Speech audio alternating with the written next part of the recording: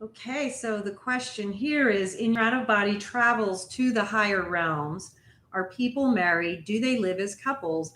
And I've talked about this quite a bit in a lot of my interviews about the works of Emanuel Swedenborg and his writings on marital love. And that's really probably the authoritative mystical work to go to if you're interested in understanding this question in depth. But to the specific question about my own journeys, I'm going to go ahead and answer that. Um, uh, in my own out of body travel journeys, I do see people who are married and who live as couples. But ironically, I also see a lot of situations where even people who may be together as a couple or something like that might be traveling in different spheres, different realms, because they're in different levels of development. There is a lot more of this, moving in the realms and the vibrations that are compatible to your own realm of study and travel at the time. And so I do, in my own experience, see more of, the individual souls that are being led according to their own educational thrust.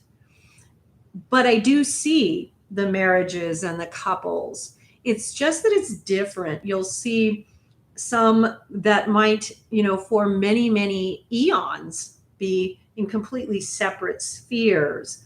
You'll see, like in the afterlife experience, people will often come together with those that they've had relationships, significant relationships with on earth for a time so that they can work through any issues that might have remained. But then, if they are not compatible, and ironically, this is also what Emanuel Swedenborg's writings talk about. If they're not spiritually compatible to continue in that manner, then they will work those things through and then they will go into their own separate journeying. And so, in my own experiences, it's not a focus. It's not a focus. I definitely do see souls who spend time together as couples,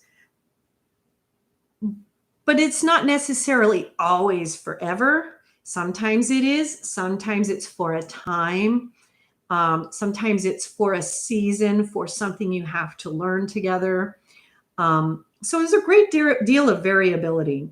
So I hope that's helpful. Thank you so much.